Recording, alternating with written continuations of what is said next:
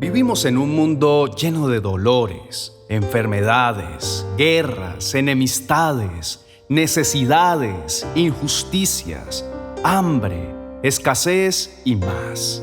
En un mundo totalmente caído, un mundo sin Dios. Vivimos en un mundo de afán y ansiedad, en un mundo que corre rápido. Vemos muchas ciudades donde se trabaja 24 horas, donde las calles siempre están llenas, donde hay demasiado afán y las personas tienen hasta 3 empleos para poder sostener sus familias y poder vivir una vida digna. Pero hay un afán que va más allá de todo esto, el afán insaciable del tener, olvidándonos del ser. Sin embargo, toda belleza es destruida. Nos afanamos por tantas cosas, pero nada de esto debe ser nuestra preocupación, ni mucho menos el centro de nuestras vidas. Debemos preocuparnos por una vida eterna. Pero en el contexto, cada uno de nosotros anhela una vida sin lágrimas ni tristeza. Adán y Eva, creados por Dios al principio, fueron colocados dentro del hermoso jardín de Edén. Allí no tenían el dolor del nacimiento, la muerte, la enfermedad y la vejez, ni tenían ansiedad y angustia. Además, llevaban una vida feliz con Dios. Más tarde, no escucharon las palabras de Dios, sino que comieron el fruto del árbol del conocimiento del bien y del mal, por lo que comenzaron una vida dolorosa. Sin embargo, la Biblia nos dice que se nos ha sido prometido pasar de una tierra llena de dolores y tribulaciones a una nueva Jerusalén, donde no tendremos las necesidades de este mundo. Las Escrituras están llenas de promesas para los creyentes, promesas reales que Dios ha de cumplir en su debido momento, y nosotros debemos ser conocedores de ellas, para saber lo maravilloso de lo que estamos esperando y a la vez poder descansar en ellas. Nunca habrá nada mejor como poner toda nuestra fe, nuestra esperanza y aprender a reposar en las promesas de Dios, puesto que sabemos que se cumplirán, porque cuando Dios promete, la promesa se cumple porque se cumple. Juan declaró lo siguiente en el libro de Apocalipsis capítulo 21, versos 1 al 4, que dice: Entonces vi un cielo nuevo y una tierra nueva, porque el primer cielo y la primera tierra habían desaparecido y también el mar. Y vi la ciudad santa, la nueva Jerusalén, que descendía del cielo desde la presencia de Dios, como una novia hermosamente vestida para su esposo. Oí una fuerte voz que salía del trono y decía: Miren, el hogar de Dios ahora está entre su pueblo. Él vivirá con ellos y ellos serán su pueblo. Dios mismo estará con ellos. Él les secará toda lágrima de los ojos y no habrá más muerte, ni tristeza, ni llanto, ni dolor. Todas esas cosas ya no existirán más. Quizá el día de hoy amaneciste con lágrimas en los ojos y sin deseo de levantarte, pues ya escuchaste las primeras noticias de todo lo que ocurre, no solo en tu ciudad, en tu país y en el mundo entero, y lo que menos quieres es salir para enfrentar al mundo, pensando en ese dolor profundo que algo te ha causado, ya sea la muerte de un ser querido, la enfermedad o cualquier otra circunstancia de la vida. Estos son problemas que tarde o temprano nos llegan y obviamente debemos estar aferrados a algún tipo de promesas para poder superarlos. Espero que el día de hoy puedas recobrar aliento a través de estas palabras, pues es una promesa que hace que salga el sol para nosotros en medio de la oscuridad. Juan dice: He aquí el tabernáculo de Dios con los hombres, y Él morará con ellos, y ellos serán su pueblo, y Dios mismo estará con ellos como su Dios. Definitivamente no somos nada y no merecemos tanto como para que un Dios tan santo y tan grande se incline ante nosotros. Sin embargo, Él, en su eterno amor, decidió morar entre nosotros. Nos ha dado promesa de que un día estaremos siempre delante de Él, no por un día, una semana, sino por toda una eternidad. ¿Acaso esto no es grandioso? Juan finaliza diciendo que aquel día Dios enjugará cada una de las lágrimas que hemos derramado.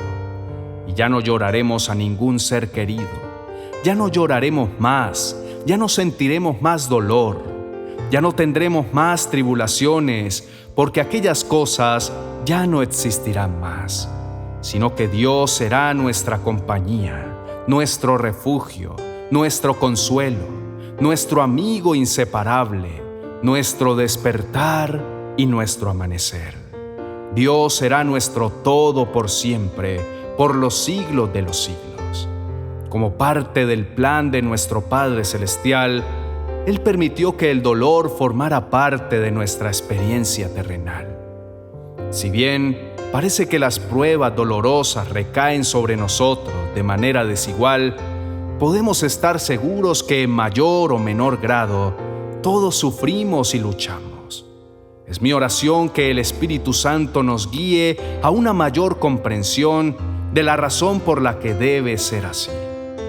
Cuando vemos las experiencias difíciles de la vida a través de los ojos de la fe, seremos capaces de ver que nuestro sufrimiento puede tener un propósito divino.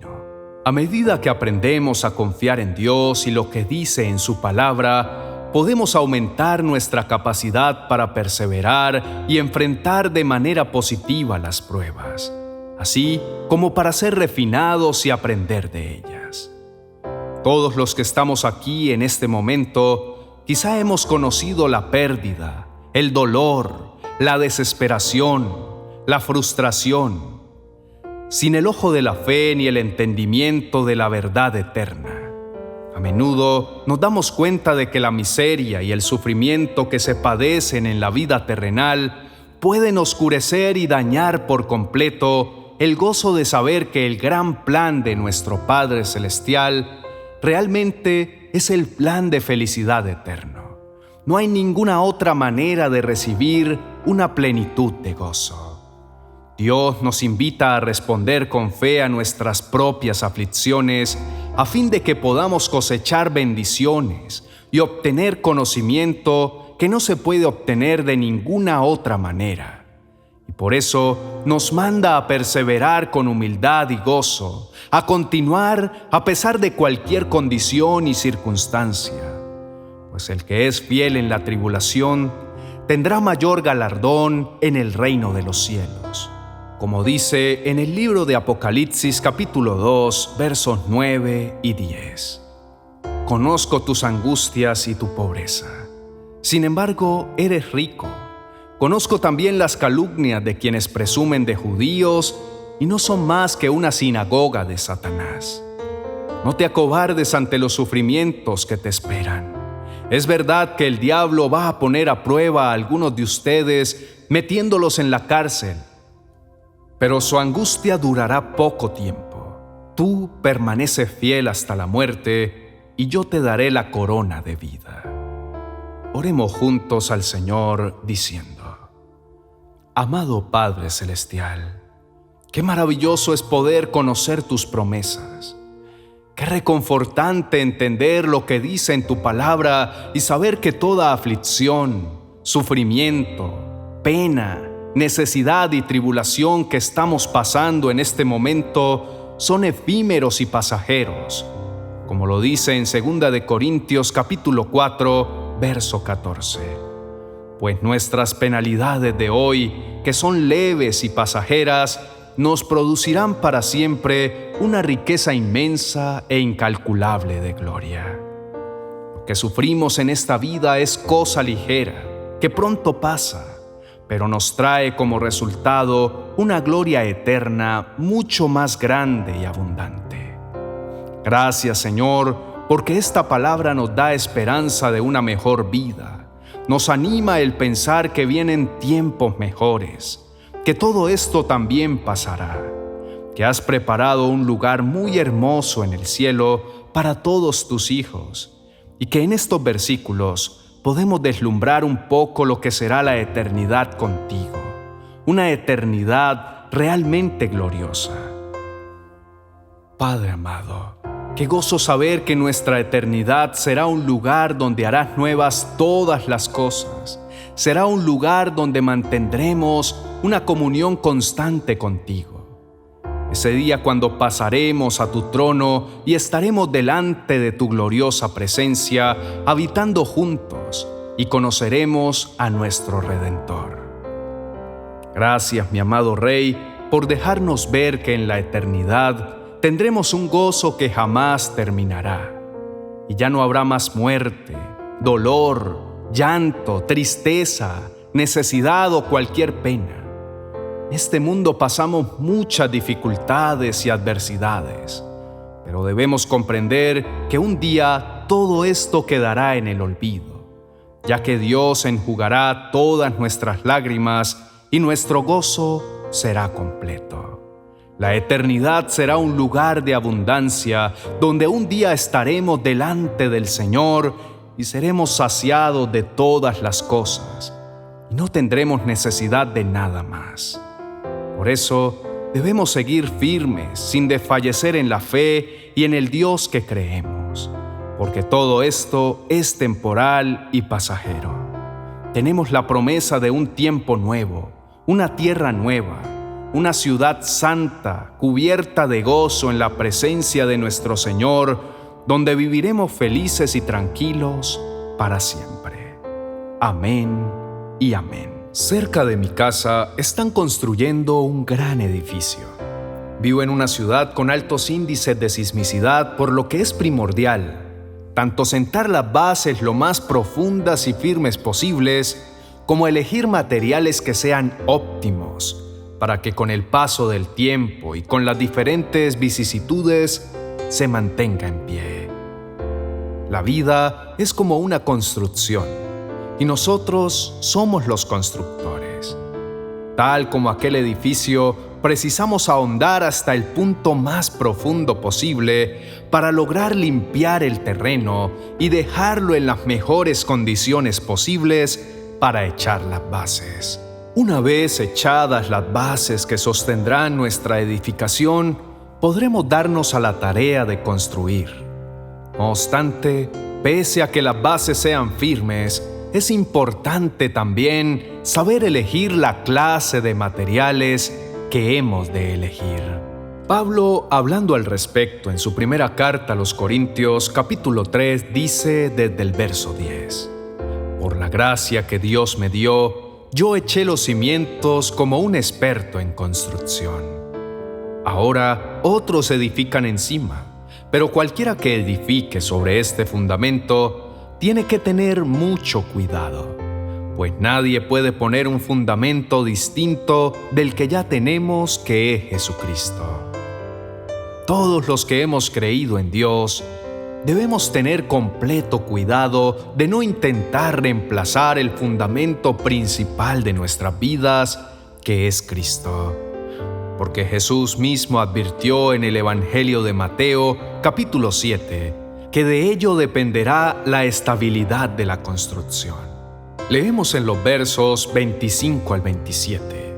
Aunque llueva a cántaros y suban las aguas de la inundación, y los vientos golpeen contra esa casa, no se vendrá abajo porque está construida sobre la roca. Sin embargo, el que oye mi enseñanza y no la obedece es un necio, como la persona que construye su casa sobre la arena. Cuando vengan las lluvias y lleguen las inundaciones y los vientos golpeen contra esa casa, se derrumbará con un gran estruendo. En este momento, estamos siendo bombardeados por incontables estilos de pensamiento que tratan de tomar una parte del fundamento cristiano, pero agregan sus propias dosis de interpretación, buscando que sus ideologías suenen más atractivas. Pero Pablo es insistente al decir que debemos tener cuidado de no reemplazar el fundamento original, pero también de elegir buenos materiales para construir. La razón es sencilla y continúa diciendo en el verso 12: el que edifique sobre este fundamento podrá usar una variedad de materiales: oro, plata, joyas, madera, heno o paja. Pero el día del juicio, el fuego revelará la clase de obra que cada constructor ha hecho. Ese fuego al que hace referencia el apóstol habla de las mismas adversidades de las cuales advirtió Jesús en Mateo capítulo 7. Contra cada persona vienen las pérdidas, la enfermedad, las dificultades financieras, las decepciones y toda clase de adversidades que pondrán a prueba tanto el fundamento que ha elegido como la calidad de su construcción. Lo que hacemos será manifiesto el día en que tengamos que comparecer ante el tribunal de Dios por la administración que le dimos a la vida que Él nos entregó. Por eso, Pablo prosigue: el fuego mostrará si la obra de alguien tiene algún valor. Se preguntará qué es lo que puede hacer mi obra valiosa o no. Pues permítame decirle que la respuesta a ello la tiene la primera carta a los Corintios, capítulo 13, versos 2 al 6. Si no tengo amor, de nada me sirve hablar de parte de Dios y conocer sus planes secretos.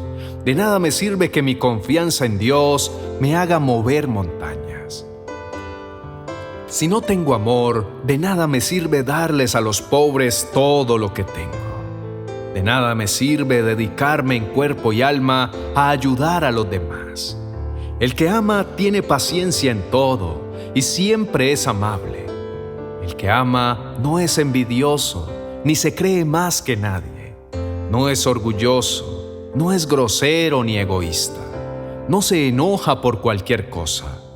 No se pasa la vida recordando lo malo que otros le han hecho. No aplaude a los malvados, sino a los que hablan con la verdad. Deducimos entonces que es el amor lo que hará la diferencia. No el amor fingido, interesado y distorsionado, sino el amor genuino, tal como el que hemos recibido de Dios y que Él espera que nosotros podamos replicar.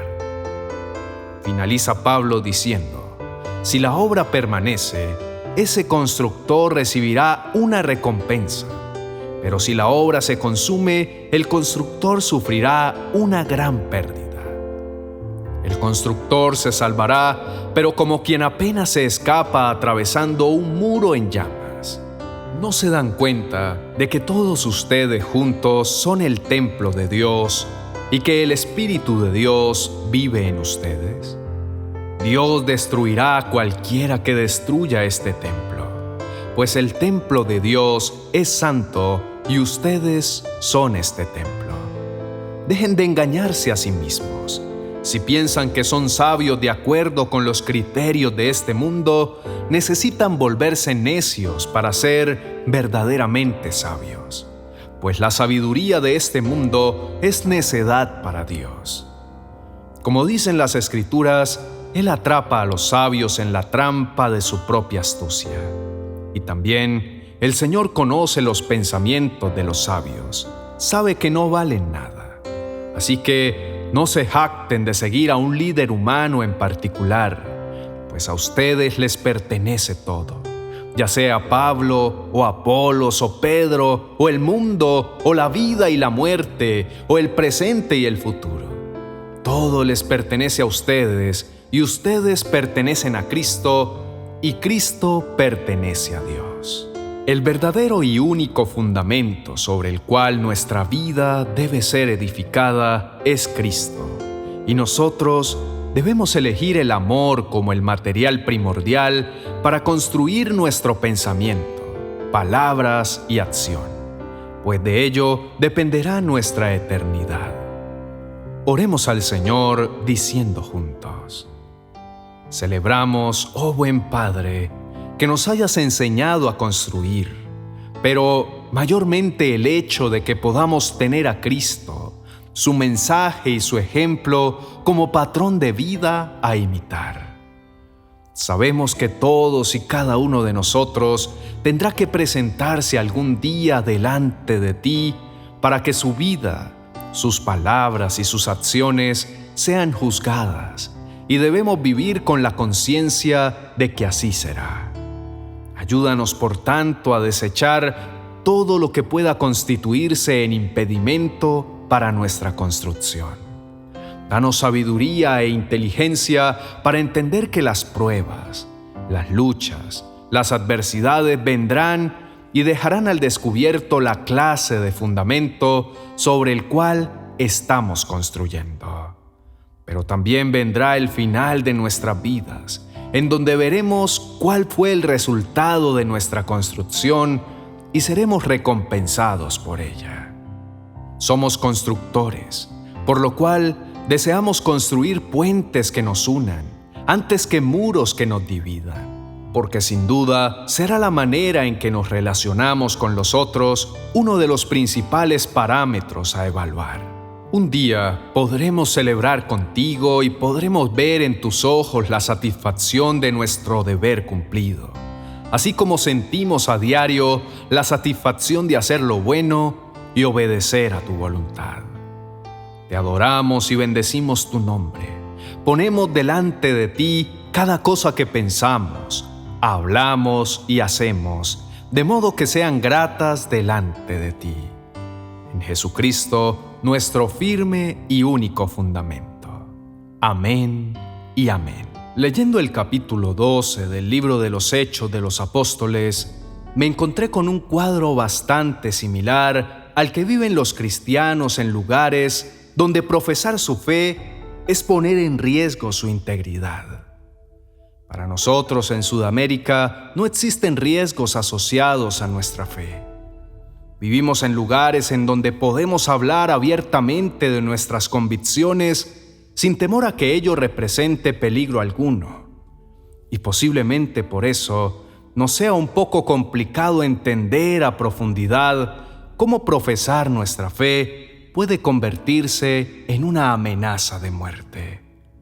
Pero hoy veremos cómo la fe, por débil que parezca, y las oraciones, por sencillas que sean, son honradas por nuestro Dios y Padre, y sus respuestas pueden ser tan instantáneas e inesperadas que se dificulte creer que son realidad.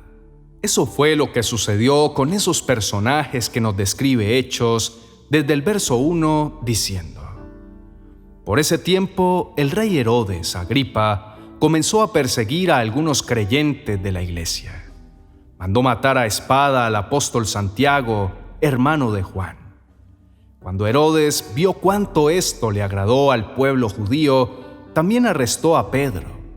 Eso sucedió durante la celebración de la Pascua. Después lo metió en la cárcel y lo puso bajo la vigilancia de 4 escuadrones, de 4 soldados cada uno. Herodes tenía pensado llevar a Pedro a juicio público después de la Pascua. Pero mientras Pedro estaba en la cárcel, la iglesia oraba fervientemente por él. La violencia contra los creyentes de esa época había creado un ambiente de tensión impresionante. Herodes se sentía apoyado por el pueblo judío al que tenía sometido Roma, y por fin había encontrado la manera de complacerlos y ganar favoritismo, aplastando lo que ellos consideraban una secta insurgente. Al apresar a Pedro, después de haber matado a espada a Santiago, dejaba en claro que su intención era la de hacer una ejecución pública para ganarse los aplausos de los judíos. Entonces, los creyentes apelaron a la solución verdadera, la oración ferviente. Tenían claro que nadie más podía defenderlos, cuando el más alto gobernante era quien los estaba atacando. ¿A dónde acudir cuando todo estaba en su contra? Tenían que acudir a Dios. Veamos cuál fue el resultado de esa oración, continuando con la lectura de Hechos. La noche, antes de ser sometido a juicio, Pedro dormía sujetado con 2 cadenas entre 2 soldados. Otros hacían guardia junto a la puerta de la prisión. De repente, una luz intensa iluminó la celda y un ángel del Señor se puso frente a Pedro. El ángel lo golpeó en el costado para despertarlo y le dijo: «Rápido, levántate». Y las cadenas cayeron de sus muñecas. Después, el ángel le dijo: «Vístete y ponte tus sandalias». Pedro lo hizo y el ángel le ordenó: «Ahora ponte tu abrigo y sígueme». Así que Pedro salió de la celda y siguió al ángel, pero todo el tiempo pensaba que era una visión. No se daba cuenta de que en verdad eso estaba sucediendo. Pasaron el primer puesto de guardia y luego el segundo y llegaron a la puerta de hierro que lleva a la ciudad. Y esta puerta se abrió por sí sola frente a ellos. De esta manera cruzaron la puerta y empezaron a caminar por la calle, y de pronto el ángel lo dejó. Finalmente Pedro volvió en sí. «De veras es cierto», dijo. «El Señor envió a su ángel y me salvó de Herodes y de lo que los líderes judíos tenían pensado hacerme».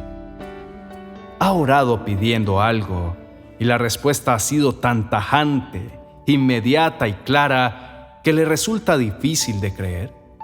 Bueno, pues a Pedro estaba sucediéndole exactamente eso. Cuando se dio cuenta de esto, fue a la casa de María, la madre de Juan Marcos, donde muchos se habían reunido para orar. Tocó a la puerta de entrada y una sirvienta llamada Rode fue a abrir. Cuando ella reconoció la voz de Pedro, se alegró tanto que en lugar de abrir la puerta, corrió hacia adentro y les dijo a todos: «¡Pedro está a la puerta!». Rode también estaba tan sorprendida como lo estuvo Pedro al salir de la cárcel. Les parecía increíble que Dios hubiese actuado tan eficazmente y tan rápido liberando al apóstol. «Estás loca», le dijeron los demás. Como ella insistía, llegaron a la conclusión: debe ser su ángel. ¿Lo nota? Empezaron a buscar explicaciones absurdas al milagro que tenían frente a sus ojos. Así como cuando nosotros le asignamos el crédito de las bendiciones recibidas a cualquier otra cosa o persona y no a Dios. Nosotros no tenemos un ángel que tenga nuestra misma apariencia. Eso fue una especulación. Pero dejar de ver la mano de Dios actuando a nuestro favor hace que perdamos la bendición de fortalecer nuestra fe. Mientras tanto, Pedro seguía tocando. Cuando por fin abrieron la puerta y lo vieron, quedaron asombrados. Él les hizo señas para que se callaran y les contó cómo el Señor lo había sacado de la cárcel.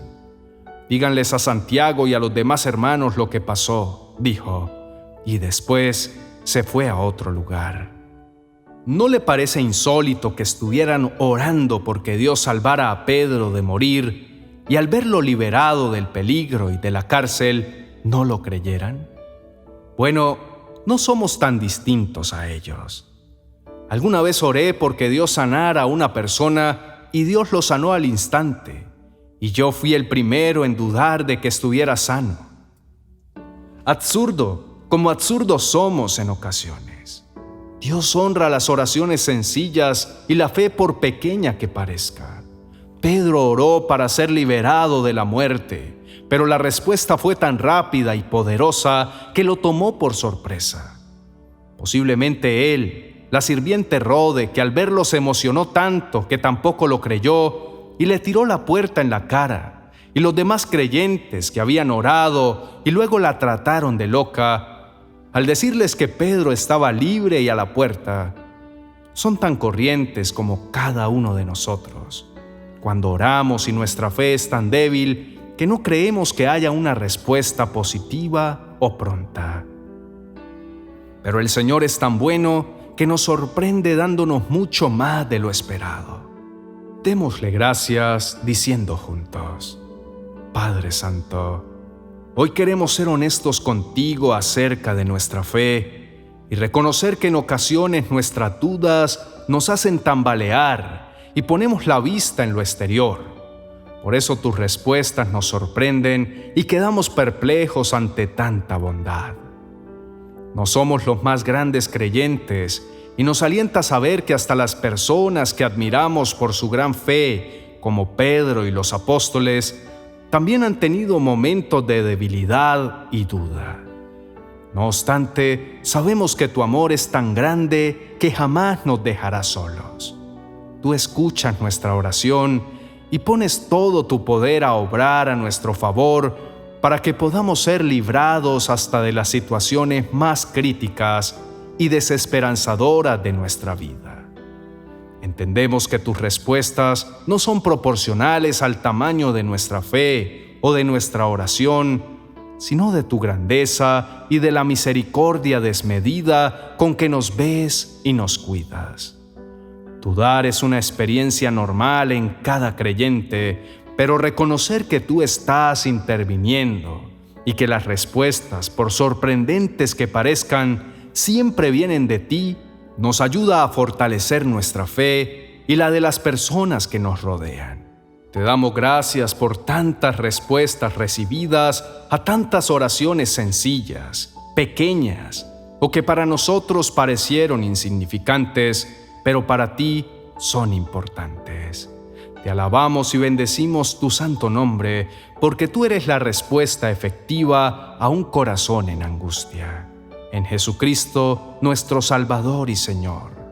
Amén y amén. El hombre anda en una búsqueda de paz. También busca incesantemente encontrar la felicidad.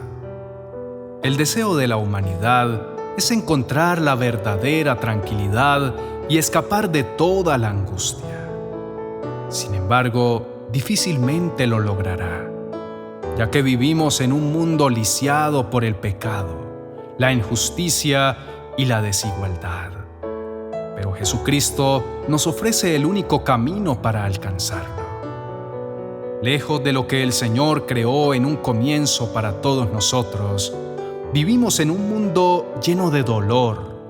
Todo se ha convertido en tribulación por la violencia. Cada día aparecen más enfermedades. Nos inunda el odio, nos azota la necesidad y el hambre.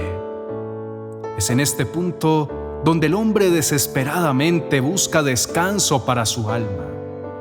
El anhelo de encontrar una seguridad existe en cada persona y por tal motivo intenta a toda costa de hallar la forma para llegar a ella. Su deseo urgente es estar en paz, pero en esa búsqueda utiliza los métodos menos adecuados supuestamente para evitar las penas y angustias. Por ejemplo, muchos buscan su tranquilidad en la seguridad del dinero.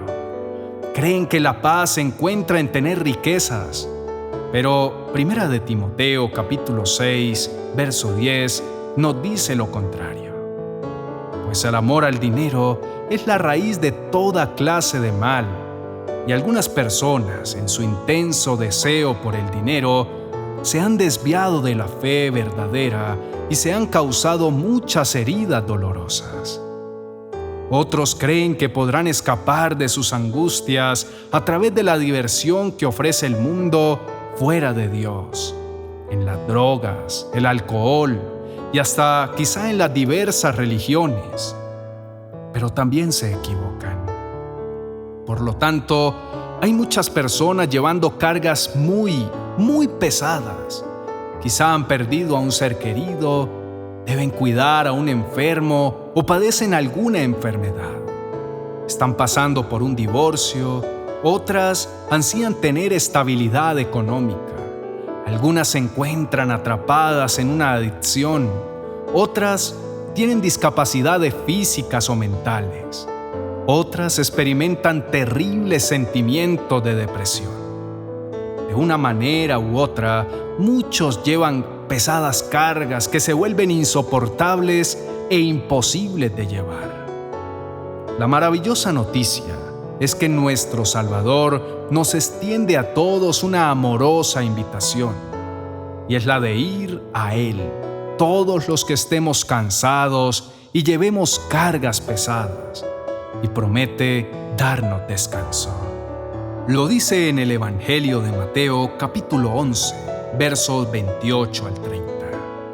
Venid a mí todos los que estáis trabajados y cargados, y yo os haré descansar. Llevad mi yugo sobre vosotros y aprended de mí, que soy manso y humilde de corazón, y hallaréis descanso para vuestras almas, porque mi yugo es fácil y ligera mi carga. Esta palabra es una de las mayores promesas de Jesucristo: el descanso, el profundo alivio de todas nuestras cargas. En su tiempo existían muchas personas que se encontraban cansadas y angustiadas por las dificultades de la vida y no habían encontrado descanso para sus problemas. Pero un día, puesto de pie, Jesús mismo llamó a esta clase de personas. La mayor parte del ministerio de Jesús la realizó en Galilea, una región donde vivía gente sencilla, sin estudios, de oficios ordinarios como el de pescador, y estuvo al lado de prostitutas y publicanos. Se sentó a comer con ellos y quiso predicarles el evangelio del reino. A eso vino precisamente Jesús, a llamar a todos aquellos trabajados, cargados, cansados y angustiados. El llamado de Dios es precisamente para esta clase de personas. Es decir, personas cargadas del pecado, angustiados por la injusticia de la vida, frustradas por los fracasos y en general todo aquel que esté cansado de luchar con sus problemas. En esto consiste lo maravilloso del ministerio de Cristo, ya que Él vino a buscar a lo más vil, a los necesitados y despreciados de este mundo. Él no desarrolló su ministerio en un palacio, asesorando a reyes y príncipes como lo hacían los líderes religiosos de su tiempo. Por el contrario, el Salvador sanó a los que llevaban cargas pesadas. Él hizo que el ciego viera, que el sordo oyera, que el paralítico, el agraviado o cualquier tipo de persona en necesidad fuera restablecida, que los leprosos fueran limpiados y que los espíritus inmundos fueran echados. Las personas a las que se curó de esas dolencias físicas eran liberadas de sus cargas. Pero Jesús también afirmó que no solo curaría a los que tuviesen dolencias físicas, sino que también liberaría a los cautivos y a los oprimidos, y que sanaría a todos los desconsolados, como lo encontramos en el Evangelio de Lucas, capítulo 4, verso 18. El Espíritu del Señor está sobre mí, porque me ha ungido para llevar la buena noticia a los pobres. Me ha enviado a proclamar que los cautivos serán liberados, que los ciegos verán, que los oprimidos serán puestos en libertad. Jesús sanó a muchas personas de enfermedades físicas, pero no negó la curación a aquellos que buscaban ser libres de las cargas de otros padecimientos. Mateo capítulo 4, verso 23 nos dice: Y rodeó Jesús toda Galilea, enseñando en las sinagogas de ellos y predicando el evangelio del reino, y sanando toda enfermedad y toda flaqueza en el pueblo. El Maestro sanaba toda enfermedad y toda dolencia entre los del pueblo, y las multitudes lo seguían. Y Él quitaba las cargas de todos. Les permitía descansar de todo el peso que pudieran arrastrar. Esas cargas incluían a aquellos cuyas enfermedades eran emocionales, mentales o espirituales. Él los sanaba a todos. Oremos juntos al Señor. Padre bueno que estás en los cielos, ¿qué palabra más hermosa nos regalas en este día? Nos invitas a descansar, a entregar todas estas pesadas cargas que ni siquiera nos dejan avanzar. Hoy nos haces un llamado especial para que aprendamos de ti la mansedumbre y la humildad. Nos deja ver que es la única manera de encontrar el descanso para nuestras almas cansadas y atribuladas por el peso de este mundo implacable. Aparte de esto, Jesús nos invita a tomar su yugo sobre nuestros hombros. Los judíos usaban la palabra yugo con el sentido figurado de someterse a algo. No obstante, Jesús dijo: mi yugo es fácil. La palabra fácil en griego quiere decir que encaja bien. Los yugos de los bueyes se hacían en madera. Se llevaba el buey al carpintero para que le tomara las medidas. Luego se desbastaba la madera y se llevaba otra vez al buey para probarlos de tal forma que encajaran en la bestia bien, a tal punto de no ocasionar daño al momento de ponerlos. Ahora Jesús nos dice: mi yugo encaja perfectamente en tu vida.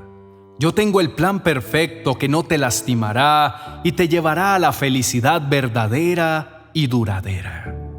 Lo que quiera que sea que Dios nos destine, encaja exactamente con nuestras necesidades y habilidades.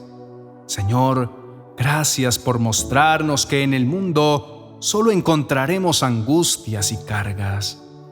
Ningún método humano, por bueno o llamativo que parezca, puede traer a nuestra vida la paz que tanto anhelamos y buscamos. Sin embargo, Jesús nos ofrece descansar de estas. Solo necesitamos acudir a Él y someternos a su yugo, es decir, a su señorío, a su voluntad, para encontrar la auténtica paz y el completo reposo.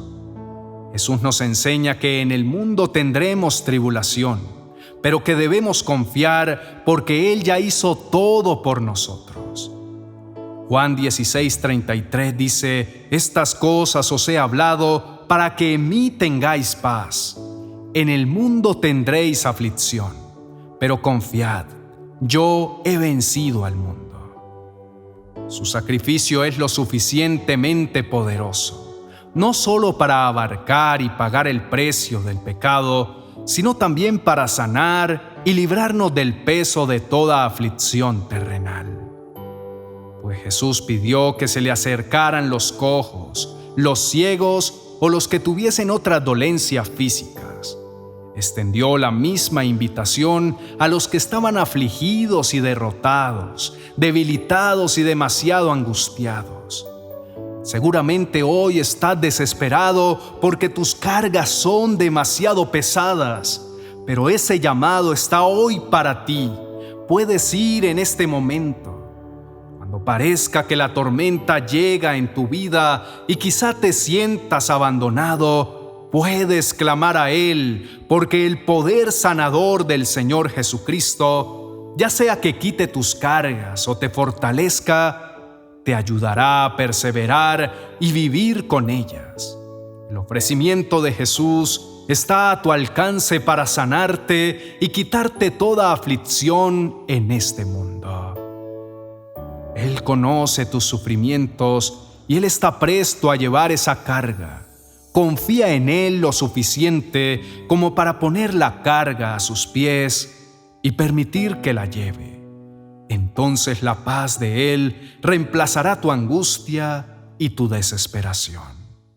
Amén y amén. Seguramente muchas veces te has preguntado una y otra vez, ¿por qué te están pasando tantas cosas difíciles preciso a ti? Hay situaciones en tu vida que quisieras que terminaran en este preciso momento, donde sientes que ya no puedes más.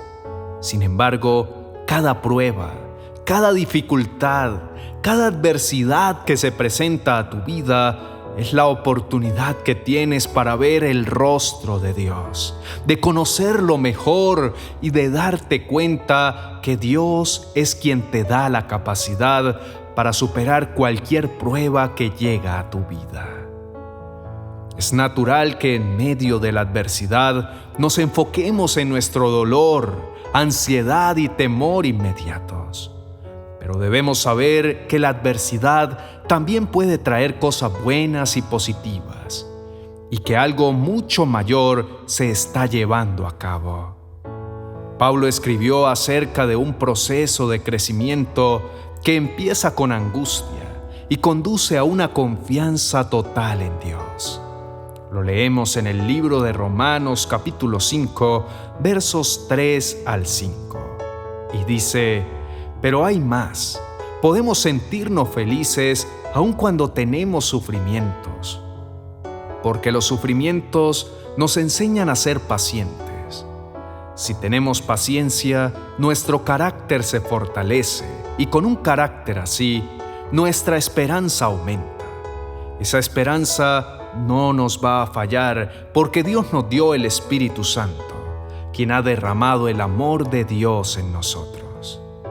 La palabra paciencia significa la resistencia para mantenerse firme en medio de circunstancias difíciles.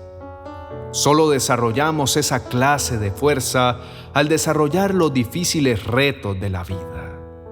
Tal como la resistencia física es desarrollada por medio del ejercicio, la resistencia espiritual se gana solo en los momentos más complicados de la vida. Las adversidades son las que nos ponen a prueba y donde nos damos cuenta de qué estamos hechos. Nos ponen alerta y fortalecen nuestra capacidad para resolver y salir del problema. La manera en que nos comportemos frente a las dificultades revela lo que somos realmente, el valor que poseemos, en quién creemos y el compromiso de continuar siguiendo fielmente a Jesús a pesar de la prueba que enfrentemos, aun en el caso de que la vida parezca algo extremadamente difícil. La paciencia es un fruto del Espíritu Santo y no es fácil de adquirir. Se forja en los momentos difíciles y es lo que nos da poder para permanecer firmes sin tambalear y nos ayuda a ejercer un carácter fiel y humilde a medida que sufrimos. Proverbios capítulo 24, verso 10 nos advierte: quien se rinde ante un problema no demuestra fuerza ni carácter. La fidelidad de Dios siempre estará con nosotros al momento de estar enfrentando pruebas y dificultades. Veremos esa fidelidad ayudándonos a salir de todo lo que hoy nos parece imposible de resolver. Y es que es Dios quien te da la sabiduría, la paciencia y todo lo que necesitas para terminar victorioso. Es su fidelidad la que nos sostiene en esos momentos en los que sentimos que ya no podemos más. En el libro de Romanos capítulo 5, versos 3 al 5, Pablo deja en claro que a medida que crecemos en la resistencia y carácter, construimos un fundamento de verdadera esperanza. Y dice: y no solo esto, sino que también nos gloriamos en las tribulaciones, sabiendo que la tribulación produce paciencia, y la paciencia carácter probado, y el carácter probado esperanza, y la esperanza no desilusiona, porque el amor de Dios ha sido derramado en nuestros corazones por medio del Espíritu Santo que nos fue dado. Solo en las promesas de Dios hallamos una confianza inquebrantable, llena de su amor y de la certeza de que no nos defraudará ni nos decepcionará. La esperanza es un recurso poderoso, resultado de una paciencia y carácter que ya han sido probados. La esperanza es nuestra guía segura cuando el camino de la vida parece volverse pesado, montañoso y resbaladizo, basada en nuestra certeza de que en medio de los momentos más difíciles, Dios no nos ha desamparado. Además de la paciencia, carácter y esperanza, también hay otras cualidades que desarrollamos cuando experimentamos momentos difíciles, como la fe. Pues nuestra confianza en el amor y la misericordia de Dios se hace mayor al saber que Él está al tanto de lo que nos pasa y nos anima en todo momento. Ganamos también valentía y determinación al ser capaces de vencer todo temor y a pesar de las adversidades y seguir adelante sin mirar el problema, más bien acordándonos de quién es nuestro Dios. En medio de la adversidad, también aprendemos a valorar la compañía perfecta y siempre fiel del Señor, a tener la certeza de que en nuestros peores momentos, a pesar de nuestros errores, pecados y equivocaciones, tenemos a un Dios misericordioso y perdonador que nunca nos deja solos ni abandonados. Y si estamos aún aquí, es por su paciencia, por lo que debemos estar agradecidos. Adquirimos también en medio de la adversidad una nueva visión de las cosas, porque aprendemos a mirar desde la perspectiva de Dios. Ganamos habilidad para ver nuestra situación desde el punto de vista de Dios y no de nuestras circunstancias. También aprendemos a ver lo bueno de cada situación, sabiendo que Dios tiene el control y que cada circunstancia Dios la usa para el bien de aquellos que lo amamos. Oremos juntos al Señor diciendo: Padre amado, hoy me doy cuenta que cada adversidad en mi vida tiene un propósito y es un plan eterno donde cada una de estas cualidades nos hacen más fuertes, más estables y maduros. Cada una es un aspecto del carácter que Dios quiere que nosotros como hijos tengamos. A medida que enfrentamos cada prueba y que somos capaces de superarla en victoria, nos ayuda a incrementar nuestra fe, a saber que todo pasa para que creamos en el Dios que tenemos en los cielos, pero también en nosotros mismos, y poder ser testimonio para muchos que pasan por diversas pruebas también en el mundo. Señor, soy la prueba viviente que tú también permites que a veces suframos y pasemos adversidades como una manera de arrepentirnos y nos volvamos a ti, ayudándonos a comprometernos de una manera firme, profunda y total contigo. De la misma forma, hay momentos en que Dios nos permite sufrir las consecuencias de desobedecer, de tal forma que podamos aprender de nuestros propios errores. Si Dios ignorara nuestro mal comportamiento y nos permitiera seguir en Él, no estaría expresando el amor de un padre que quiere lo mejor para sus hijos. Señor, en tu palabra dice en 1 Corintios capítulo 10, verso 13, ustedes no han pasado por ninguna prueba que no sea humanamente soportable. Y pueden ustedes confiar en Dios, que no los dejará sufrir pruebas más duras de lo que pueden soportar.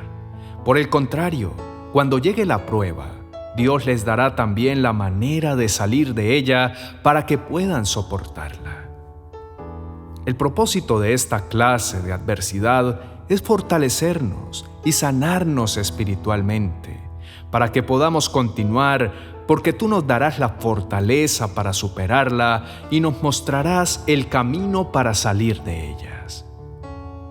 No todo el sufrimiento se produce porque Dios está interviniendo directamente, pero cuando sufrimos, tenemos la oportunidad de examinar cuidadosamente nuestra vida, analizar la lección de obediencia que podemos aprender de las circunstancias. Dios en su sabiduría nos está enseñando poderosas lecciones que ayudarán a prepararnos para nuestro lugar en su reino eterno.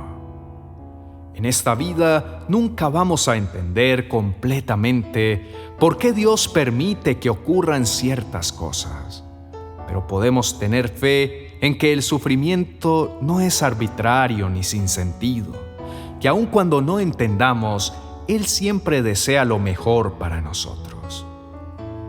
Dios está creando en nosotros las cualidades de carácter que no pueden obtenerse sino por medio de las dificultades.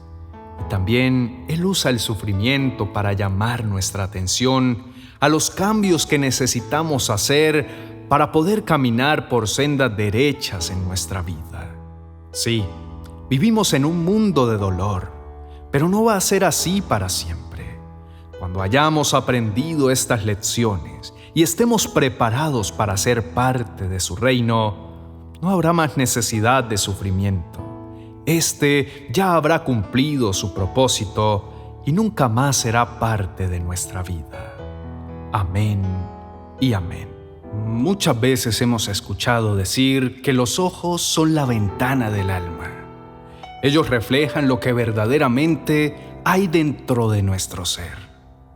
Y con ellos podemos expresar lo que sentimos, sin necesidad de decir ni una sola palabra. Cuando estamos enojados, alegres, tristes, no necesitamos hablar. Ellos lo dicen todo. Además, si los comparamos con una ventana, sabemos que si un ventanal se encuentra sucio o empañado, la luz no penetra bien a través de él y no alumbra de manera correcta, haciendo ver las cosas de una forma distorsionada y dificultando la visualización.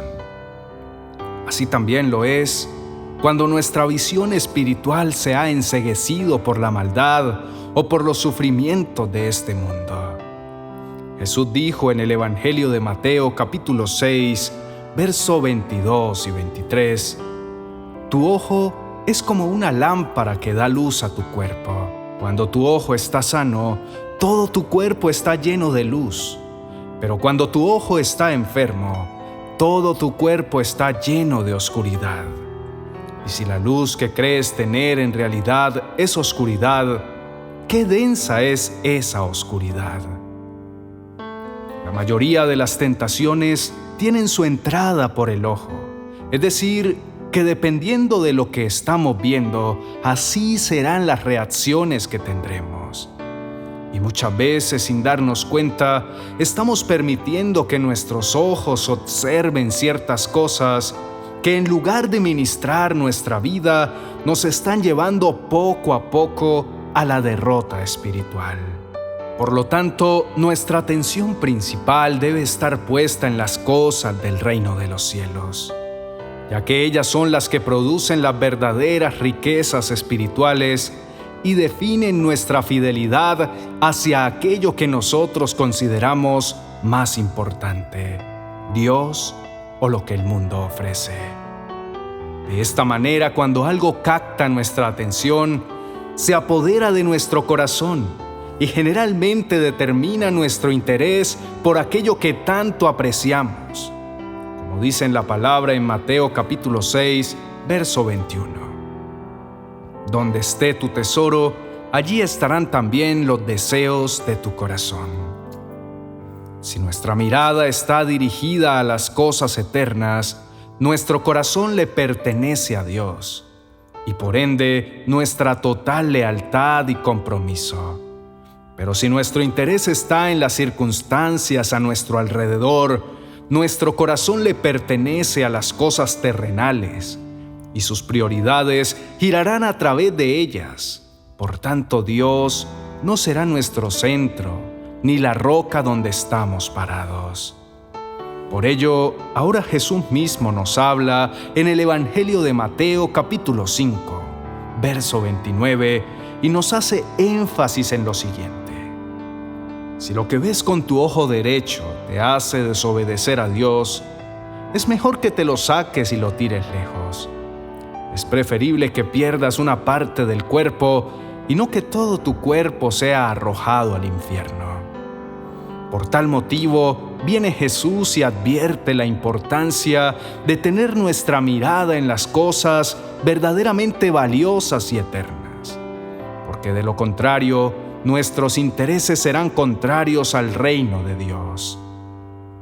Entonces, tenemos que cuidar lo que vemos, porque es la única forma para mantener nuestro cuerpo en la luz, siendo los ojos uno de los sentidos más importantes de nuestro cuerpo.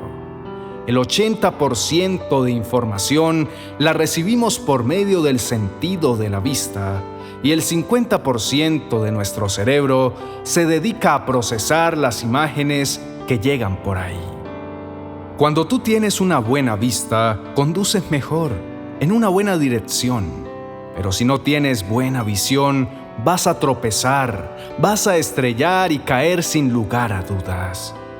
Todas las emociones negativas, temor, ansiedad, tristeza, son el resultado de dejar de ver a Jesús y ver nuestras circunstancias. ¿Qué sucede al momento de sentir miedo? Te paralizas, pierdes tu enfoque, pierdes tu buena visión y empiezas a decaer hasta chocar. Pero si ves a Jesús, tu visión es nítida y podrás continuar firme. Queda claro que uno de los secretos para andar en la luz y tener una visión excelente, salir adelante y ser vencedor de nuestras pruebas, es mirar a Jesús, teniendo los ojos puestos solo en Él.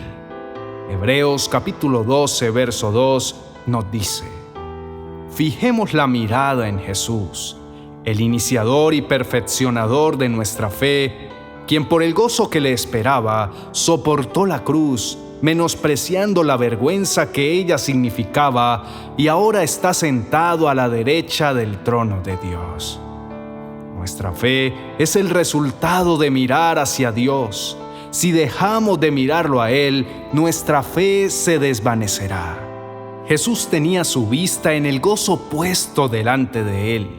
Por eso pudo soportar la humillación, el menosprecio, porque no vio los clavos, las espinas ni la burla, vio lo que estaba delante de Él, vio la gloria que le esperaba a la diestra del Padre. Seguramente tú hoy estás pasando por muchas pruebas y has perdido tu visión. Tu mirada se ha puesto muy borrosa a causa de todo el sufrimiento, de las dificultades y de todas las adversidades que estás enfrentando en este momento. Pero hoy te motivo para que no pierdas tu enfoque. Piensa en lo que te espera apenas haya pasado todo esto. Mantén tu mirada en Dios, en lo verdadero, porque si te mantienes constante y sin perder la vista, pronto podrás decir: esto también pasará. Pablo nos exhorta en el libro de Colosenses capítulo 3, verso 2, y nos dice: pongan la mira en las cosas de arriba, no en las de la tierra. La Biblia nos enseña que debemos ser cuidadosos al momento de poner nuestra atención en cualquier cosa, porque cualquier cosa que atrape tu atención te atrapará a ti. Nuestros ojos juegan un papel muy importante, ya que generalmente todo lo que nos cautiva entra por ellos, y no todo es para vida, sino para muerte. Moisés es un gran ejemplo de tener su mirada puesta en el Señor.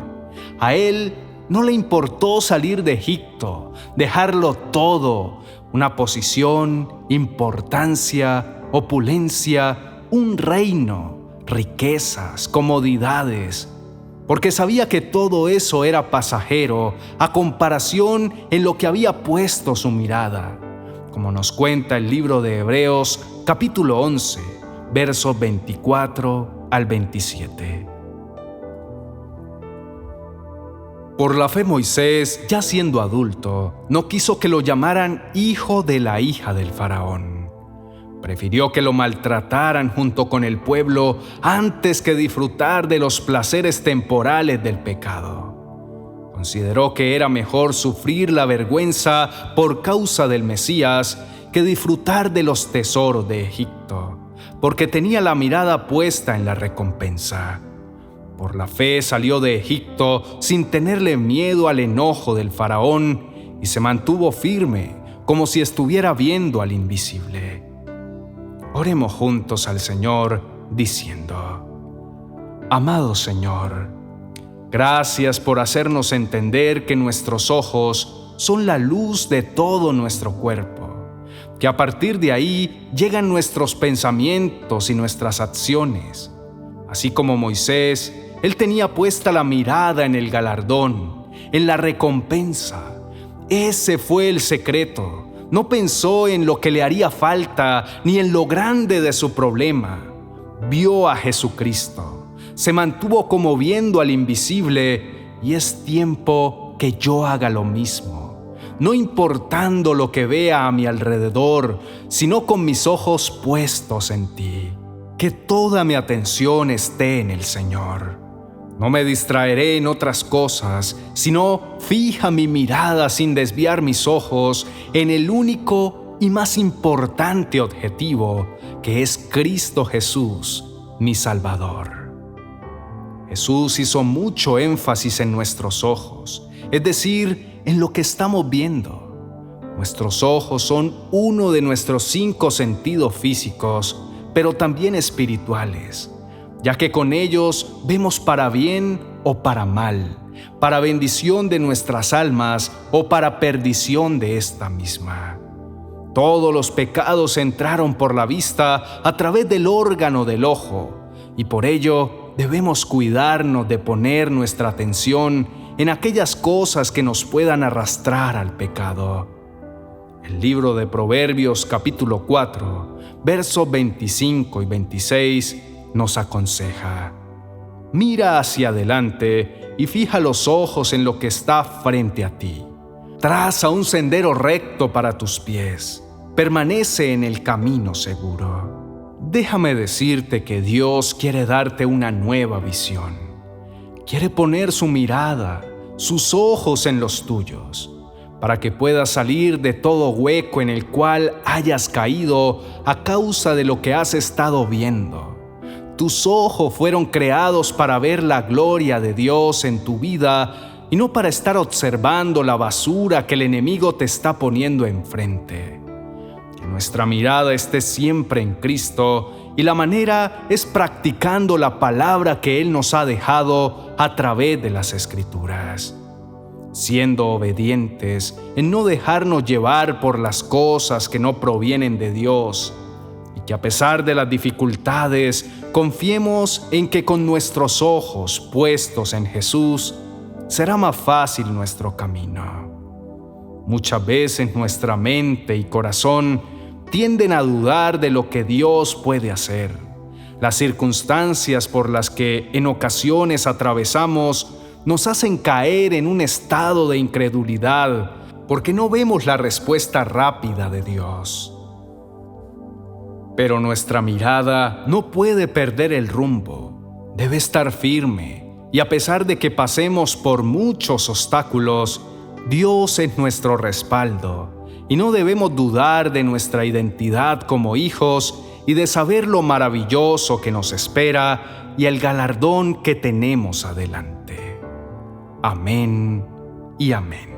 Amado Padre Celestial, en este día nos presentamos delante de ti. Venimos a bendecirte, a exaltar tu nombre, a decirte que eres bueno, eres un Dios misericordioso y demasiado bondadoso. Eres nuestro Dios y Señor, nuestro fiel proveedor, y por eso nos acercamos confiadamente delante de ti.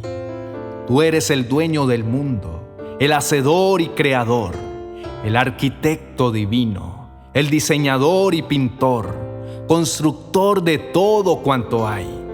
Entonces, ¿a quién más podríamos ir?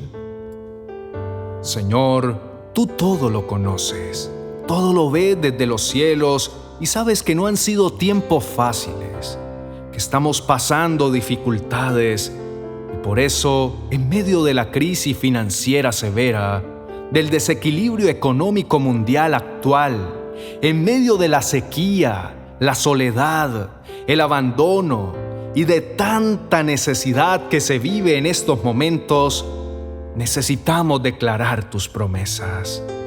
Preciso en este momento de escasez, de falta de recursos y provisión, viene a mi memoria la viuda de Sarepta, aquella mujer hambrienta y empobrecida que quizá así como nosotros ya había perdido toda esperanza y solo le quedaba de comer el último bocado y morir. Pero tú no permitiste que eso pasara, sino que le hablaste a través del profeta Elías, como nos cuenta la historia en Primera de Reyes, capítulo 17, versos 8 al 16. Entonces la palabra del Señor vino a él con este mensaje: Ve ahora a Sarepta de Sidón y permanece allí. A una viuda de ese lugar le he ordenado darte de comer. Así que Elías se fue a Sarepta. Al llegar a la puerta de la ciudad, encontró a una viuda que recogía leña. La llamó y le dijo: Por favor, tráeme una vasija con un poco de agua para beber. Mientras ella iba por el agua, él volvió a llamarla y le pidió: Tráeme también, por favor, un pedazo de pan. Tan cierto como que vive el Señor tu Dios, respondió ella, no me queda ni un pedazo de pan. Solo tengo un puñado de harina en la tinaja y un poco de aceite en el jarro. Precisamente estaba recogiendo unos leños para llevármelos a casa y hacer una comida para mi hijo y para mí. Será nuestra última comida antes de morirnos de hambre. No temas, le dijo Elías. Vuelve a casa y haz lo que pensabas hacer. Pero antes, prepárame un panecillo con lo que tienes y tráemelo. Luego haz algo para ti y para tu hijo, porque así dice el Señor Dios de Israel: no se agotará la harina de la tinaja, ni se acabará el aceite del jarro, hasta el día en que el Señor haga llover sobre la tierra. Ella fue e hizo lo que le había dicho Elías, de modo que cada día había comida para ella y su hijo, como también para Elías. Y tal como la palabra del Señor lo había anunciado, no se agotó la harina de la tinaja, ni se acabó el aceite del jarro. Hoy, en el nombre de Jesucristo, levantamos nuestras manos al cielo y lo declaramos. Lo que el Señor Dios de Israel ha dicho: la harina de la tinaja no escaseará para ninguno de nosotros, ni el aceite de la vasija disminuirá, porque toda la provisión sobrenatural proviene de ti, todo sale de tus manos. Confesamos con nuestra boca y creemos en nuestro corazón que la fuente de nuestros ingresos no dejará de producir, que nuestros ahorros no escasean, sino que milagrosamente se multiplicarán. Creemos en tu nombre, Señor, que lo poco o mucho que tenemos rendirá, que nuestro medio de sustento permanecerá y no se acabará. Oramos y tenemos la certeza de que los ingresos de nuestro negocio o el sueldo recibido de nuestro trabajo alcanzará y nunca disminuirán. Por el poder de tu nombre, que es sobre todo nombre, vemos nuestra mesa siempre con abundante comida. El pan en nuestra alacena no se acaba, sino que por el contrario sobra y abunda sobrenaturalmente hasta el día en que tú, nuestro Señor, hagas llover sobre la tierra. Mientras dures la crisis económica mundial actual, tú nos proporcionarás de tus riquezas en gloria. Señor mío, tu palabra dice en el Salmo capítulo 37, verso 25: no he visto justo desamparado, ni su descendencia que mendigue pan. Y así lo creemos y lo declaramos para nuestra vida y nuestra familia. Tal como no abandonaste a la viuda de Sarepta, no abandonarás a tus hijos, porque te amamos. Creemos en tus promesas y somos justos por la sangre de Cristo. Y como hijos, no mendigamos pan, ni nuestros hijos pasarán nunca de hambre ni necesidad. Amado Señor, tú más que nadie conoces nuestras necesidades. Sabes por todo lo que nos está tocando vivir y por lo tanto, sabes cuánto necesitamos que sean cumplidas tus promesas de amparo, refugio y provisión. El enemigo ha querido robarnos y destituirnos de todo lo que tú nos has dado, pero creemos en las palabras de restitución para nosotros. Tú eres un Dios omnisciente, todo lo sabes, todo lo ves. Te imploramos por justicia e igualdad, porque no solo hay hambre y escasez, sino que todo ha aumentado y a causa de la inflación económica, los intereses son más altos, la comida es más costosa y debemos cumplir con las cuotas de la casa, el carro, los préstamos del banco, y estamos amenazados de perderlo todo. Pero conocemos que eres un juez justo, y si es necesario, harás que se decrete una ley que esté a nuestro favor, al igual que lo hiciste con la tsunamita cuando tuvo que abandonar sus bienes y su país por causa de la sequía y la hambruna por 7 años. Como nos cuenta Segunda de Reyes, capítulo 8, versos 3 al 6.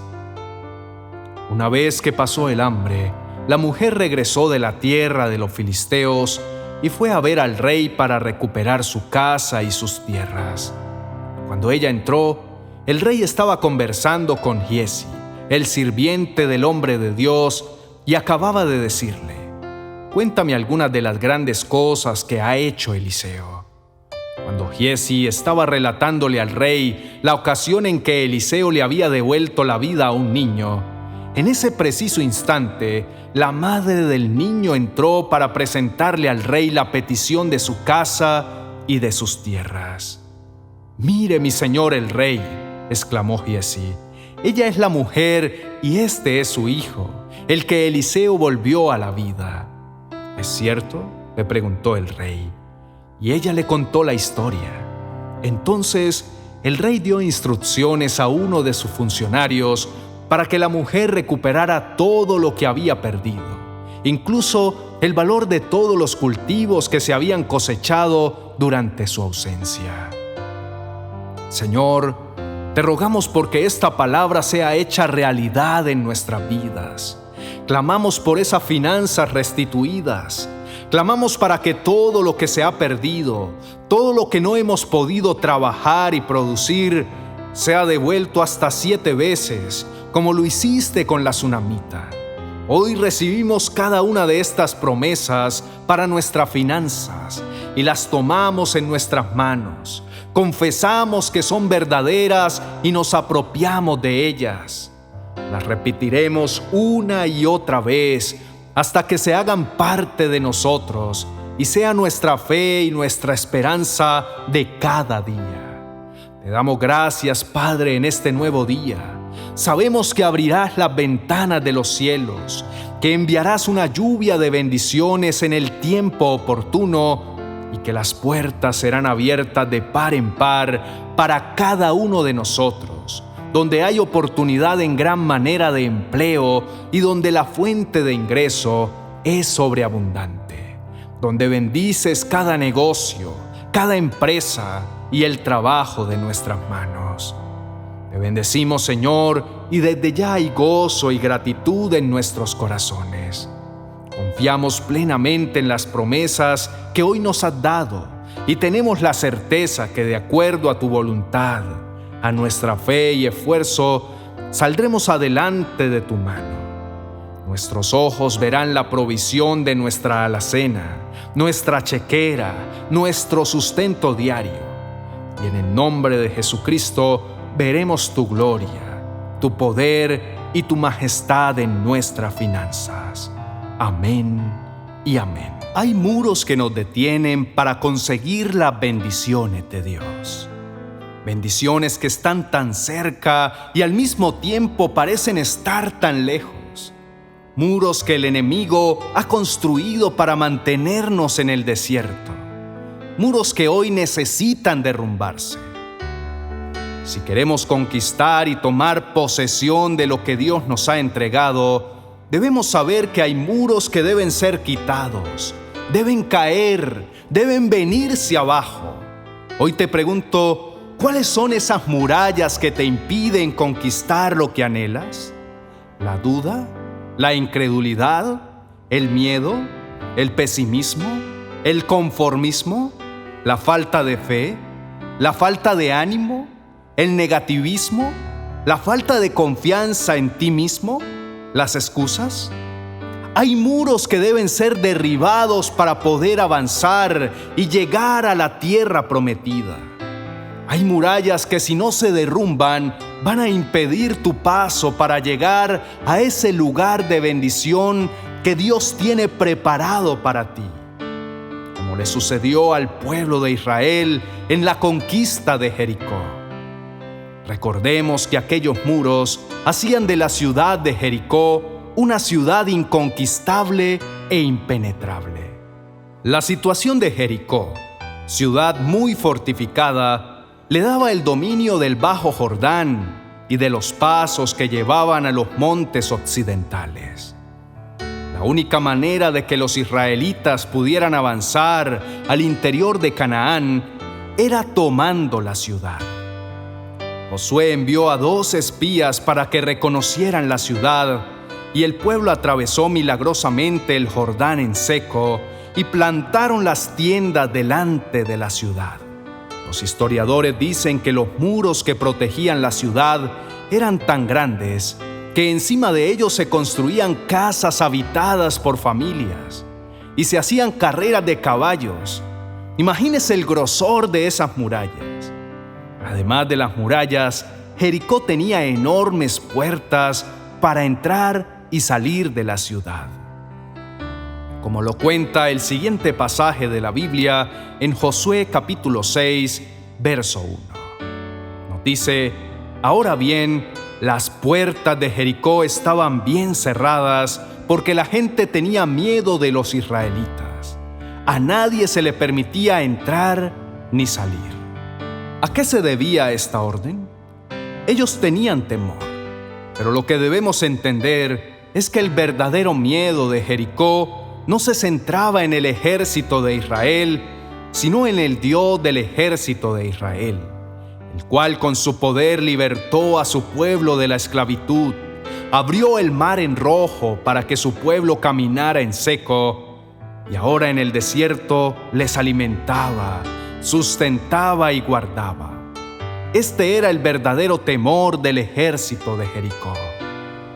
Cada uno de nosotros tiene su propia Jericó que conquistar, con grandes murallas y enormes puertas impenetrables, cosas a las cuales hemos dicho: yo soy así, esa es mi forma de ser, y si me quieren, que me acepten tal cual. O has dicho: no, ese es mi trabajo, y si les sirve así, bien, y si no, me voy. Y así es todo en tu vida. Y no has hecho nada para derribar esas murallas que te impiden recibir la bendición de Dios. Reflexiona por un momento. ¿Cuál es tu Jericó? ¿Cuáles son aquellas murallas que hasta ahora no has podido derribar y por lo tanto tampoco has podido declarar victoria? Para muchos es su matrimonio. Para otros puede ser una adicción. Para otros pueden ser sus miedos, temores, depresiones, doble ánimo, tal vez una enfermedad o una crisis económica. Hoy es el día para que identifiques y le cuentes a Dios cuál es tu Jericó, cuál es aquella ciudad a la que no has podido ingresar, cuál es aquella muralla que has dicho que es impenetrable, que es inconquistable. ¿Por qué? Porque Dios sí la puede derribar.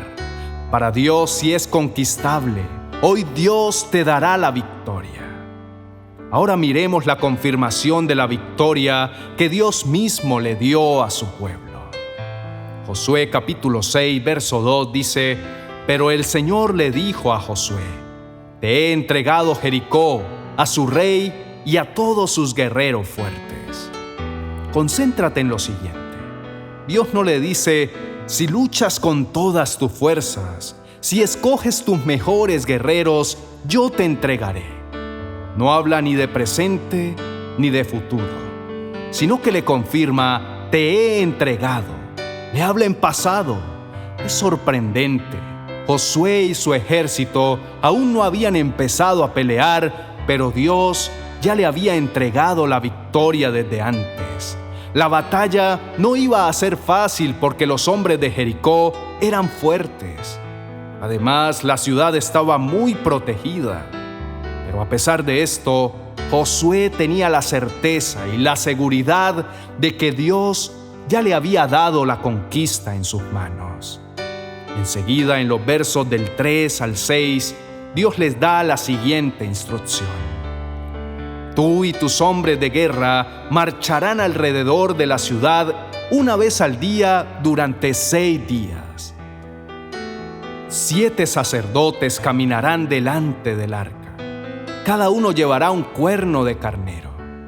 El 7º día marcharán alrededor de la ciudad 7 veces mientras los sacerdotes tocan los cuernos. Cuando oigas a los sacerdotes dar un toque prolongado con los cuernos de carnero, haz que todo el pueblo grite lo más fuerte que pueda. Entonces los muros de la ciudad se derrumbarán y el pueblo irá directo a atacar la ciudad. Los planes de Dios parecían extraños y equivocados. Iban en contra de cualquier técnica humana y militar. No había que usar ningún armamento ni realizar ningún ataque. Lo único que tenían que hacer era seguir las instrucciones de Dios y caminar en fe alrededor de las murallas. Parece sencillo, ¿verdad? Muchos podrían pensar que esto era una muerte segura. ¿Cómo sería posible que tan fortificadas murallas vayan a caer? Pues es ahí donde está la clave.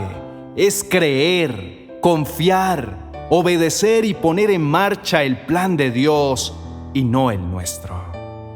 Hoy quiero que entiendas que perdemos las bendiciones de Dios porque nos parece sencillo, pero no lo hacemos.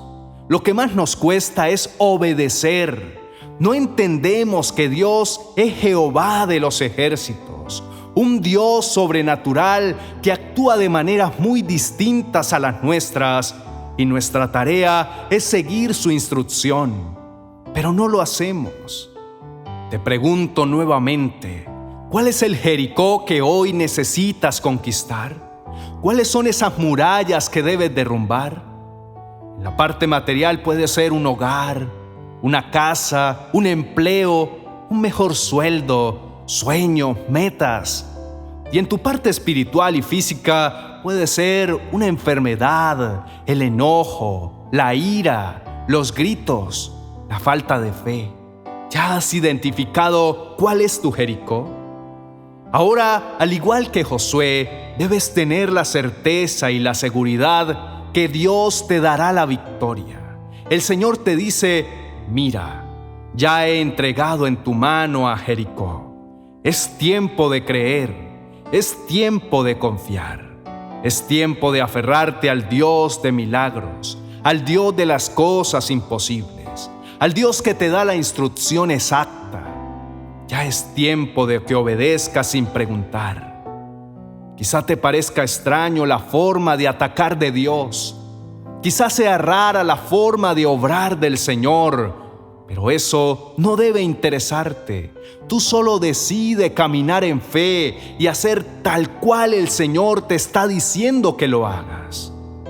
Y querido compañero, en este día decide entregar tu vida al Señor. Oro para que afines tus oídos, para que el Señor ponga en ti un escuchar agudo, para que comiences a entender su voz, para que ya no camines más en tus fuerzas. Si te das cuenta, es solo cuestión de obedecer y sin hacer omisión, el Dios de Israel respalda tu marcha. ¿Sabes algo? Hoy es el gran día, el maravilloso tiempo en que Dios te da la victoria sobre toda la situación que estás pasando. Yo clamo al Señor para que hoy sea el grandioso día donde puedas ver la gloria del Señor y el Rey de los cielos, el Dios de milagros, obrando en tu vida. Hoy es el día donde verás caer todas esas murallas que has entregado al Señor. Hoy podrás ver la gloria del Omnipotente sobre tu vida. El día donde toda esa ciudad fortificada va a ser destruida. El día donde toda muralla, por más fuerte e invencible e impenetrable, va a quedar derribada. Solo te puedo decir, haz lo que Dios te dice. Marcha, marcha alrededor de la muralla. Sigue marchando por fe, porque Dios es el único que puede hacer algo en tu vida. Dios te dará la victoria sobre tu situación, sobre tu familia, tus hijos, tu economía, sobre tu estado de ánimo y sobre tus emociones y todo lo que necesites. El mismo Dios de Israel es tu Dios y ya está en tus manos la victoria. No desmayes, solo avanza. Tú que viniste sin fuerzas y sin esperanza, por favor, avanza, marcha en fe. Tu victoria está asegurada. Tus ojos verán la gloria de Dios. Tú serás testigo de cómo las murallas caerán por el poder de Dios. Tú serás testigo de cómo Dios hace hoy un milagro en tu vida. Tienes un gran privilegio y es pertenecer al ejército de Dios y tener como tu comandante al único Dios, al jefe de los escuadrones de Israel. Solo con Él podrás seguir adelante. Solo con Él todas las murallas y las grandes ciudades fortificadas podrán ser destruidas, no en tus fuerzas, sino en las del Dios Altísimo. Nos afanamos, nos esforzamos, corremos y nos desesperamos mucho en nuestra vida. A veces corremos por cosas que no tienen razón. En otras ocasiones nos afanamos por algo que al final de cuentas no tiene ningún valor. Y lo que sí nos queda es un gran cansancio. ¿Por qué corremos tanto? ¿Por qué lo primero que hacemos es desesperarnos, preocuparnos y frustrarnos? ¿Por qué no podemos descansar en las promesas de Dios? Nos preocupamos por cosas que nunca llegan a pasar o por las que nos están pasando. Entonces, ¿qué podemos hacer? Lo primero es reconocer que aunque hagamos todo bien, siempre habrán sorpresas. Ser flexibles cuando sea necesario y firmes cuando tengamos que serlo. Pero sobre todo, debemos descansar en Dios y depositar todas nuestras ansiedades delante de Él.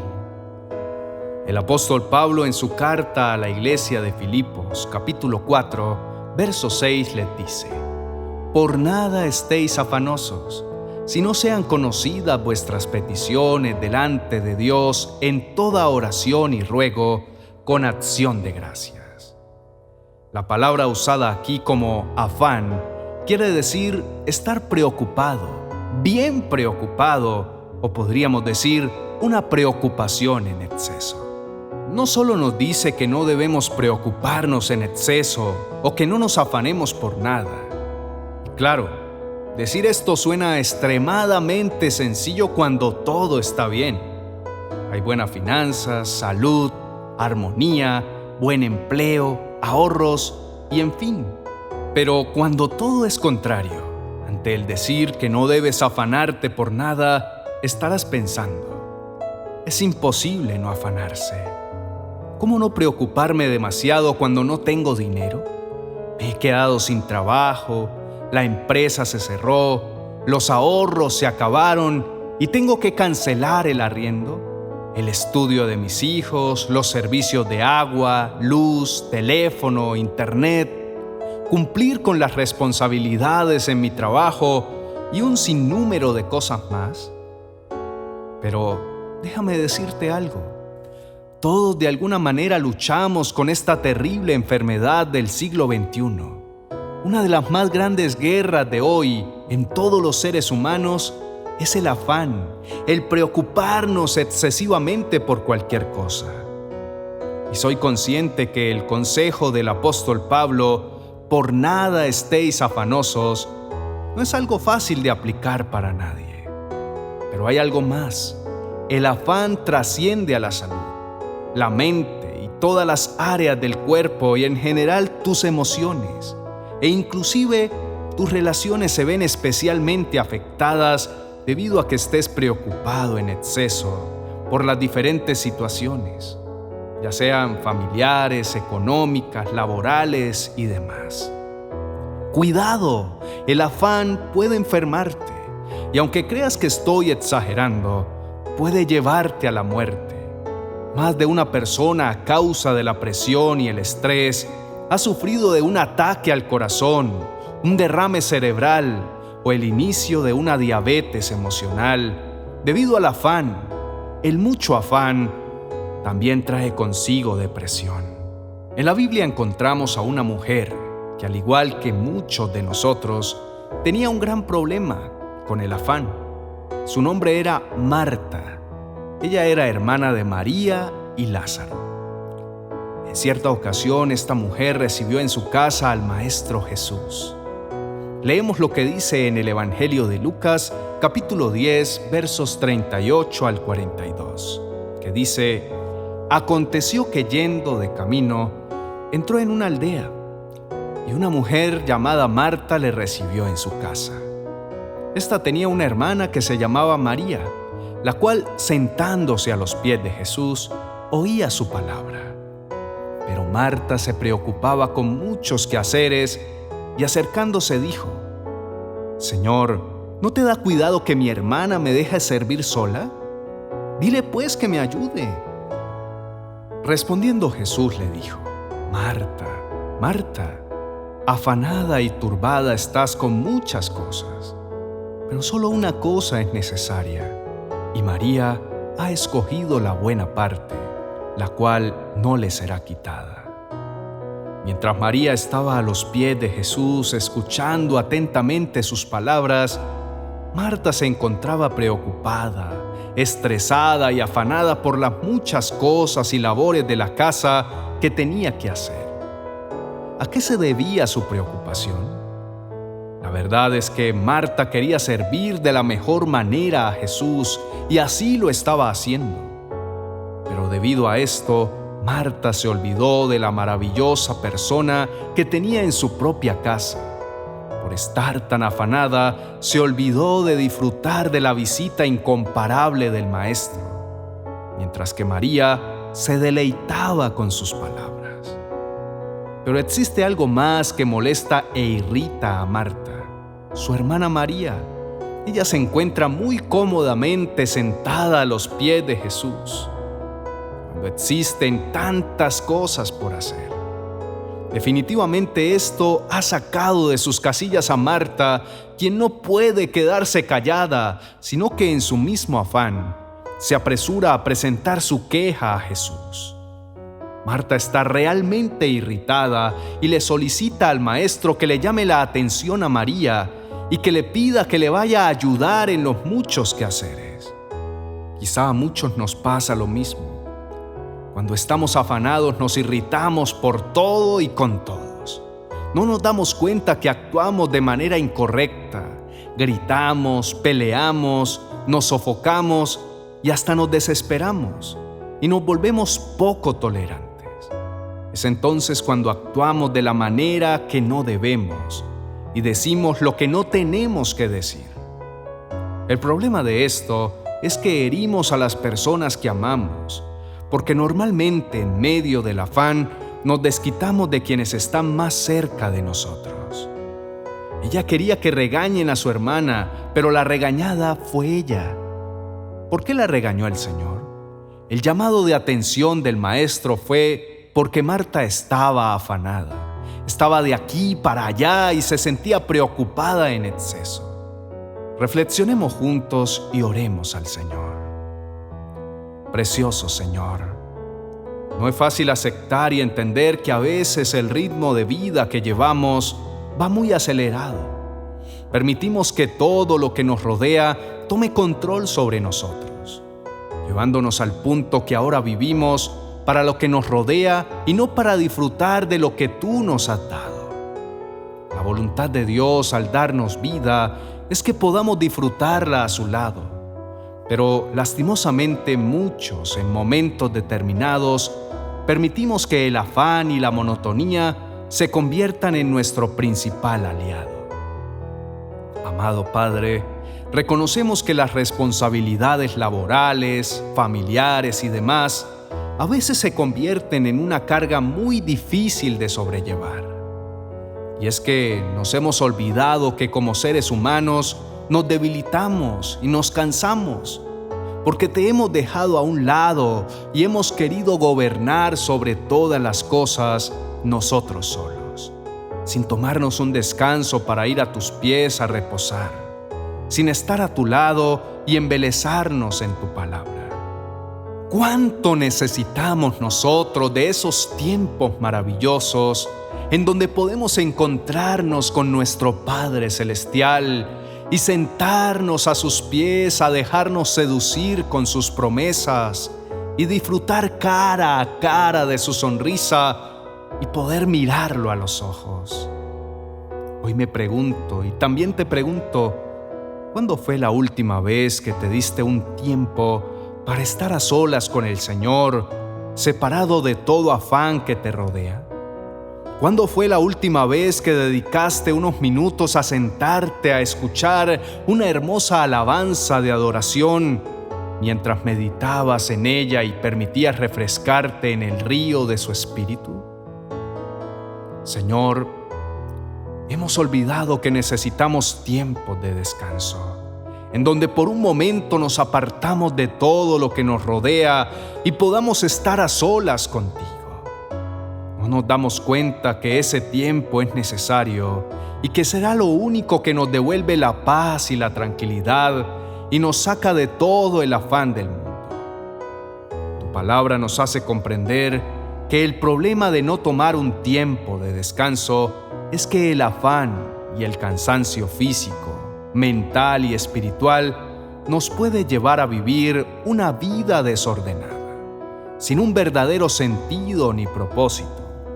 Y lo peor de todo, nos puede alejar de la comunión que deseas que tengamos contigo. Hoy es un buen día para comprender que Dios nos está llamando a tener una intimidad, que Él anhela que le dediquemos lo mejor de nuestro tiempo. Él quiere hablar con nosotros. Él quiere que por un momento descansemos en Él, que echemos toda nuestra ansiedad sobre Él, porque cuidará de nosotros. Quiere darnos paz, esa que sobrepasa nuestro entendimiento, pues después de un encuentro especial y real con el Señor, nuestra vida nunca será la misma. Lamentablemente, una palabra de desánimo puede resultar más poderosa que una palabra de aliento, dependiendo de la actitud de quien la escucha. Posiblemente sea esa la razón por la cual tendemos a aceptar con más facilidad los pensamientos pesimistas y derrotistas. Resulta sumamente curioso notar que una persona tenga más predisposición a conservar una idea o un pensamiento negativo que uno positivo. Finalmente deducimos que nuestra naturaleza pecaminosa, llena de temores, es el detonante principal por la cual adoptamos el miedo con más facilidad que la fe. Cuando hacemos comentarios negativos, no alcanzamos a dimensionar el impacto que pueden llegar a producir en las personas a nuestro alrededor, porque son como pequeñas piedras que, lanzadas sobre las aguas en calma, generan una onda expansiva que no dimensionamos hasta dónde llegará. Cuando el pueblo de Israel había sido trasladado del reino de la esclavitud al de la libertad, sucedió un evento similar, en el cual un comentario negativo produjo un desánimo catastrófico que dejó a la mayoría de la población judía fuera de la tierra prometida. El libro de Deuteronomio nos revela a un Moisés entristecido por causa de la reacción que produjo en medio del pueblo las palabras de desaliento que emitieron 10 de los 12 espías enviados a reconocer la tierra de Canaán. En el primer capítulo, a partir del verso 6, lo expresa ante el pueblo diciendo: Cuando estábamos en el monte Sinaí, el Señor nuestro Dios nos dijo: Ya pasaron bastante tiempo en este monte. Es hora de levantar el campamento y seguir adelante. Vayan al territorio montañoso de los amorreos y a todas las regiones vecinas, el valle del Jordán, la zona montañosa, las colinas occidentales, el Negueb y la llanura costera. Vayan a la tierra de los cananeos y al Líbano y avancen hasta el gran río Éufrates. Miren, les doy toda esta tierra. Entren y tomen posesión de ella, porque es la tierra que el Señor juró dar a sus antepasados, Abraham, Isaac y Jacob, y a todos los descendientes de ellos. Sin el ánimo suficiente es imposible avanzar en la vida. El ánimo que debía motivarlos a ellos a lograrlo estaba basado no en ilusiones o en historietas, sino en las promesas de un Dios que ante sus ojos había ejecutado decenas de maravillas jamás vistas. Pero ellos preferían mantenerse en la comodidad que da excusarse en el temor. Dios envió plagas sobre Egipto y protegió a los judíos. Estaban aún en medio de las mismas personas que las sufrieron. Vieron el mar abrirse, vieron su ejército con carros y guerreros poderosos ser derrotados, sin necesidad de su intervención, apenas por mano de Dios mismo. Pero parecía que ninguna demostración era suficiente.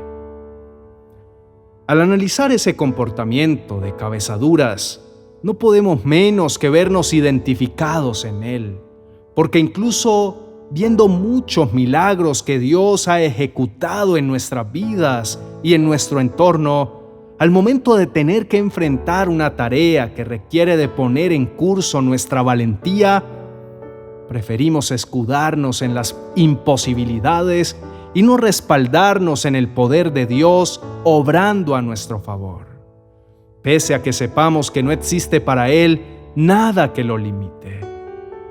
Y eso fue lo que sucedió con 10 de los 12 principales representantes elegidos, uno por cada tribu, como continuó diciendo Moisés desde el verso 26. Sin embargo, ustedes se rebelaron contra la orden del Señor su Dios y se negaron a entrar.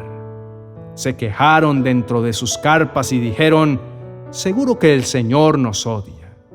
Por eso nos trajo desde Egipto para entregarnos en manos de los amorreos para que nos maten. ¿A dónde podemos ir? Nuestros hermanos nos desmoralizaron cuando nos dijeron: los habitantes de esa tierra son más altos que nosotros y son más fuertes. Las ciudades son grandes, con murallas que llegan hasta el cielo. Hasta vimos gigantes, los descendientes de Anac. El desaliento que producen las palabras negativas se potencia cuando no podemos agradecer lo que hemos recibido, como sucedió con ellos. Engrandece todo lo que debemos enfrentar y empequeñece todo lo bueno que tenemos. Va en contra de Dios, porque desprestigia su poder actuando a nuestro favor y menosprecia su naturaleza y su poder. Por esa razón es tan importante que no atendamos a su consejo. Pero contrario a eso, las palabras de aliento recibidas por un corazón en buena actitud, bien nutridas por la fe, nos llevarán a donde los desalentados no podrán llegar. Quienes no quisieron escuchar las palabras de aliento de Moisés, sino que se rebelaron contra ellas, no pudieron entrar a la tierra prometida. Solo Caleb y Josué, junto con sus descendientes, pudieron entrar a la tierra prometida, así como todos los pequeños, como lo prometió el Señor y le dijo a Moisés. En cambio, será tu ayudante Josué, hijo de Nun, quien guiará al pueblo hasta llegar a la tierra. Anímalo, porque él irá al frente cuando los israelitas tomen posesión de ella. Daré la tierra a los pequeños del pueblo, a los niños inocentes. Ustedes tenían miedo de que los pequeños fueran capturados, pero serán ellos los que entrarán a poseerla, en cuanto ustedes den la vuelta y regresen por el desierto hacia el Mar Rojo. Las palabras de aliento pueden hacer la diferencia en nuestra vida, única y exclusivamente cuando estamos dispuestos a apropiarnos de ellas, sabiendo que todo lo que es bueno y perfecto es un regalo que desciende a nosotros de parte de Dios nuestro Padre, quien creó todas las luces de los cielos. Él nunca cambia ni varía como una sombra en movimiento. El valor, el poder, la fuerza y la veracidad de una palabra de aliento derivan de quien la sustenta. Si provienen de Dios, son absolutamente confiables, pero su eficacia depende de quien las recibe. Si es un corazón agradecido y confiado, cumplirán su propósito.